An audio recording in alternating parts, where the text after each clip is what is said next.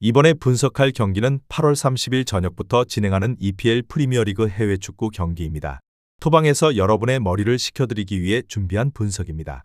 배당 흐름 및 변경되는 이슈에 대해서 최종 조합이 변경될 수 있으니 실시간으로 정보를 받으실 수 있는 스포츠 카페에 입장하시는 걸 추천드립니다. 스포츠 카페 입장은 영상의 댓글을 클릭하시면 손쉽게 가입 권유 없이 입장이 가능합니다. 이어서 분석 시작하도록 하겠습니다. 첫 번째 경기는 첼시와 풀럼입니다. 첼시는 델라비 최전방에서 제공권과 압박을 활용해 상대 수비를 끌어내고 세컨드볼 연결에 기여합니다. 네투는 육상 선수 수준의 스피드와 폭발적인 돌파력을 바탕으로 상대 뒷공간을 흔들며 박스 안에서는 날카로운 마무리로 영향력을 발휘합니다.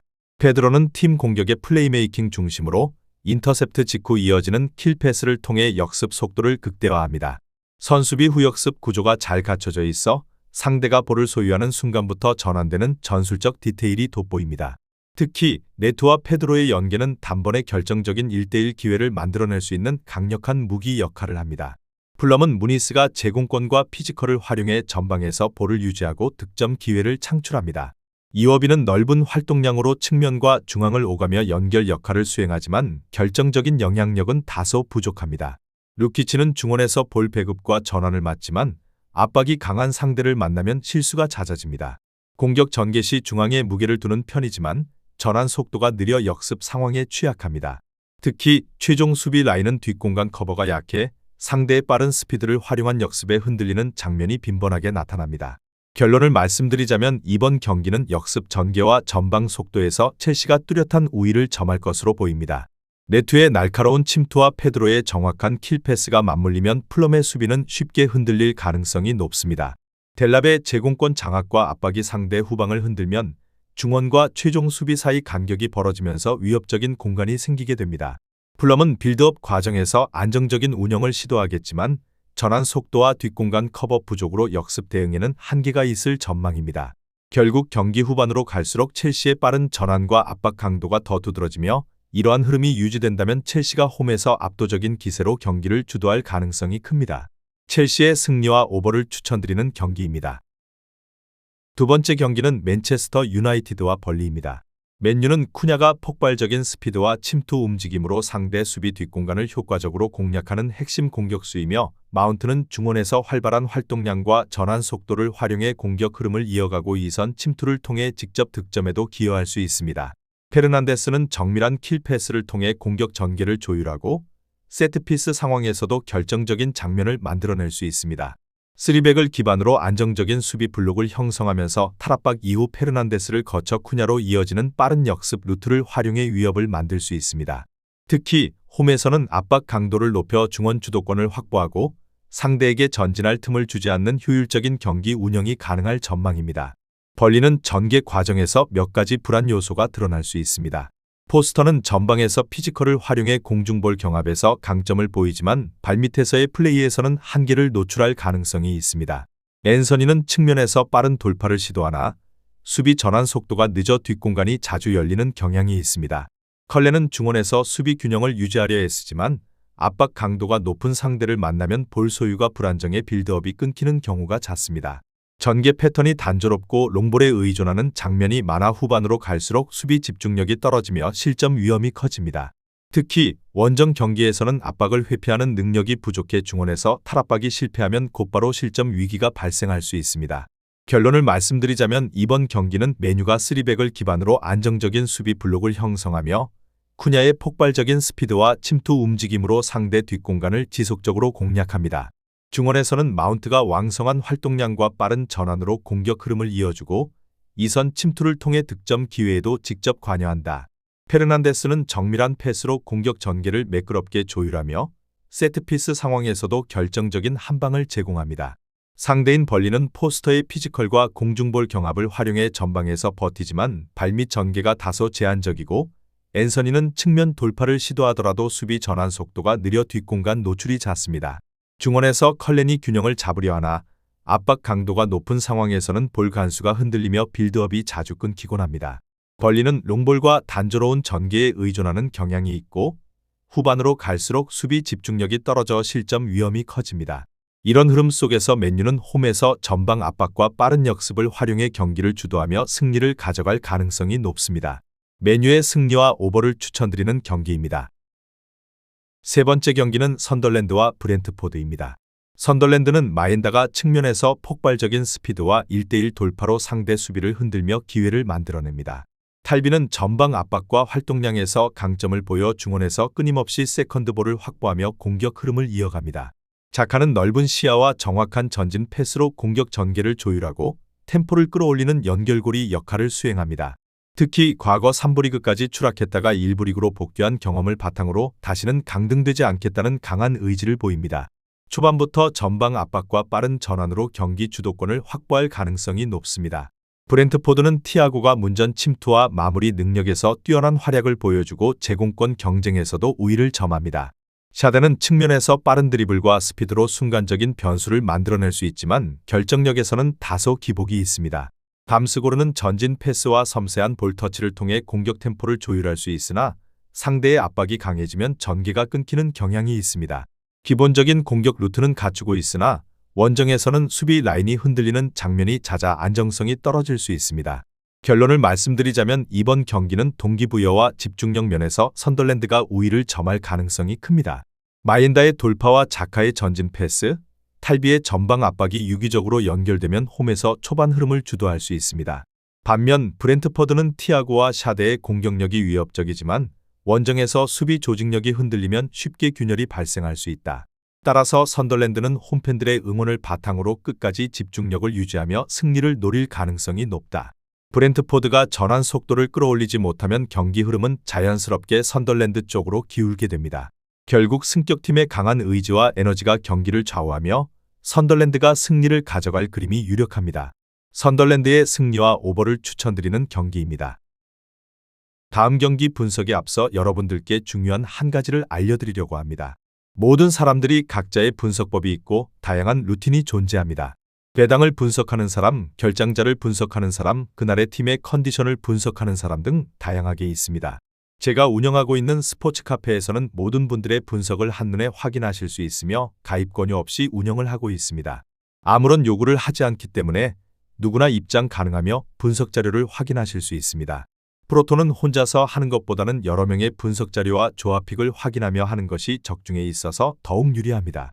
여러분들도 혼자 하지 마시고 제가 운영하고 있는 스포츠 카페의 입장에서 정보를 확인하시는 걸 추천드립니다. 댓글에 있는 영어를 클릭하시면 분석방 입장이 가능합니다. 네 번째 경기는 토트넘과 본머스입니다. 토트넘은 점유율을 유지하면서 전방 압박까지 동시에 수행하는 팀입니다. 히샬리송은 페널티 박스 안에서의 침투와 마무리의 강점을 지니며 제공권 경쟁에서도 위협적인 역할을 합니다. 존스는 측면에서 스피드를 살린 돌파와 거신으로 상대 수비 라인을 흔드는 능력이 뛰어나며 순간적인 타이밍을 잘 활용합니다. 팔리냐는 중원에서 빌드업을 조율하며 긴 패스와 짧은 연결 패스를 적절히 활용해 공격의 시작점을 만들어냅니다. 특히 팔리냐의 전진 패스가 윙어들의 움직임과 결합될 때 공격의 파괴력은 한층 더 극대화됩니다. 본머스는 수비 안정과 역습 기회를 동시에 노리는 팀입니다. 에반 이우송은 최전방에서 공간을 활용해 움직이지만 강한 압박을 받으면 고립되는 장면이 자주 발생합니다. 세메녀는 측면에서 스피드를 살린 돌파로 반격의 활로를 만들 수 있으나 크로스 정확도가 일정하지 않아 득점으로 연결되지 못하는 경우가 있습니다. 테버니어는 중원에서 압박과 전환을 동시에 수행하지만 상대 강한 미드필드 라인을 만나면 쉽게 밀리는 경향이 있습니다. 전반적으로 수비 위주로 내려앉아 기회를 노리지만 압박 강도가 유지되지 않으면 경기 후반으로 갈수록 실점 가능성이 커질 수 있습니다. 결론을 말씀드리자면 이번 경기는 중원 장악력이 승부의 핵심이 될 가능성이 높습니다. 팔리냐의 시야와 볼 배급 능력은 토트넘 공격 전개의 중심축이며 히샬리송과 존슨의 침투 및 연계가 결합될 경우 본머스 수비진이 버티기 어려운 상황이 만들어집니다. 본머스는 테버니어를 중심으로 압박을 시도하겠지만 점유권을 잃는 순간 공격 전환 속도가 느려지는 약점이 있습니다. 특히 후반으로 갈수록 토트넘의 압박 강도가 유지된다면 본머스는 단순 롱볼에 의존할 수밖에 없는 상황이 반복될 수 있습니다. 결국 토트넘이 중원과 측면에서 우위를 바탕으로 경기를 주도하며 승리를 거둘 가능성이 높습니다. 토트넘의 승리와 언더를 추천드리는 경기입니다. 다섯 번째 경기는 울버햄튼과 에버턴입니다. 울버햄튼은 안정적인 수비 블록을 구축하며 기본적인 균형을 유지합니다. 라르센은 피지컬을 활용한 제공권 장악으로 이선과의 연계를 만들어 공격의 출발점을 제공합니다. 아리아스는 빠른 드리블과 돌파를 통해 상대 수비를 흔들 수 있으나 결정적인 장면에서는 효율성이 떨어지는 편입니다. 고메스는 넓은 활동량으로 중원에서 압박과 전환에 기여하지만 고립될 경우 볼 처리 안정성이 다소 부족합니다. 여기에 주전 수비수 고메스의 퇴장 결장은 수비 라인 균형을 흔들며 뒷공간과 측면 커버에서 불안 요소가 커질 수 있습니다. 에버턴은 안정성과 공격 전환을 동시에 추구합니다.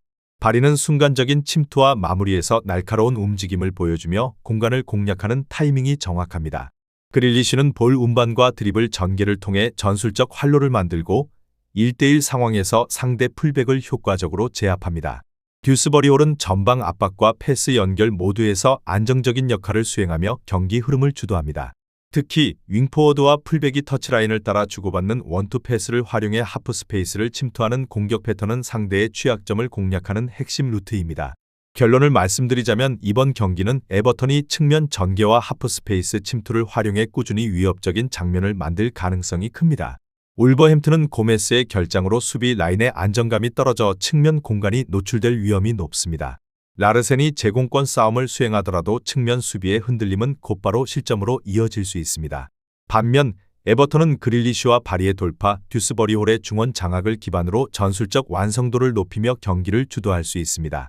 후반으로 갈수록 압박 강도가 강화되면 울버햄튼은 측면 붕괴로 흐름을 유지하기 어려워지고 결과적으로 경기 주도권과 무게 중심은 에버턴 쪽으로 기울 가능성이 높습니다. 에버턴의 승리와 언더를 추천드리는 경기입니다.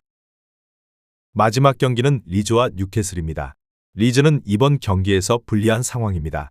최근 아스널과의 경기에서 0대5로 대패한 데 이어 셰필드와의 EFL컵 2라운드에서는 연장전과 승부차기까지 소화하며 탈락했습니다. 주축 선수들이 120분을 소화한 체력 부담이 이번 주말 경기까지 이어질 가능성이 있습니다.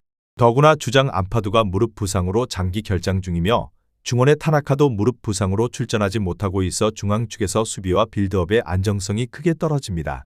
공격에서는 누메차가 최근 2경기 한 골을 기록하며 득점포를 가동했지만 그노토와 피로는 최근 2경기 무득점으로 공격 활력이 충분하지 않습니다.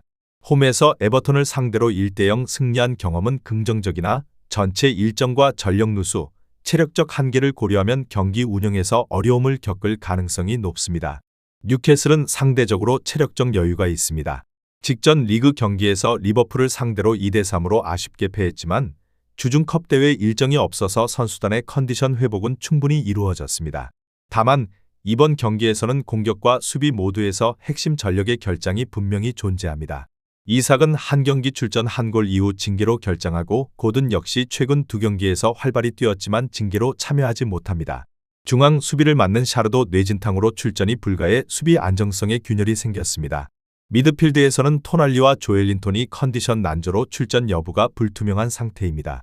그럼에도 불구하고 우드는 최근 2경기에서 2골을 기록하며 공격을 이끌고 있고 반스와 라슨도 각각 1도움을 올리며 공격 전개에서 중요한 역할을 수행하고 있어 골 생산력은 어느 정도 유지될 수 있습니다.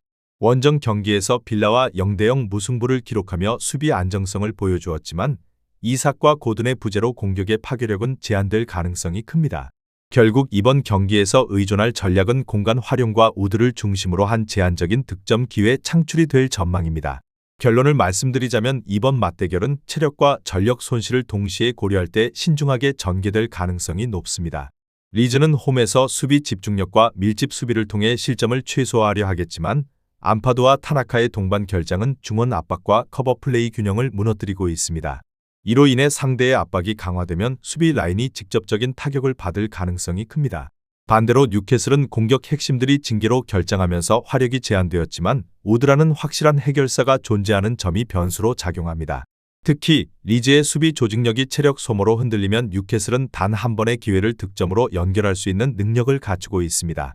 두 팀 모두 약점이 겹치는 구간이 명확하여 다득점 경기는 기대하기 어렵고 체력적 부담이 큰 리즈보다는 상대적으로 여유가 있는 뉴캐슬이 근소한 차이로 결과를 가져갈 가능성이 높습니다. 리즈가 이변을 만들기에는 공격 거점 부재와 체력 피로가 큰 걸림돌로 작용하며 뉴캐슬의 조직적인 수비와 우드의 결정력이 승부의 차이를 만들어낼 수 있습니다. 뉴캐슬의 승리와 언더를 추천드리는 경기입니다. 본인의 생각과 비슷하다면 한번 도전해 보시는 것도 나쁘지 않다고 판단됩니다. 내일 새로운 영상으로 찾아뵙겠습니다. 시청해 주셔서 감사합니다. 프로토는 단지 운으로 하는 게임이 절대 아닙니다. 모든 분야의 전문가들이 존재하듯 프로토도 분명 전문가들이 존재합니다. 경기 시작 전에 다양한 분석 자료 확인은 필수이며 가장 중요한 정보력이 수익의 80% 이상 지분을 차지하고 있습니다. 수익을 원하시는 분들은 이상한 곳에 가입비 내고 가입하지 마시고 유튜브에서 여러 가지 영상을 찾아보신 뒤에 해당 영상 등을 참고하여 베팅하시는 걸 추천드립니다. 오늘도 영상을 시청해 주셔서 감사드리며 행복한 하루 되시길 바랍니다.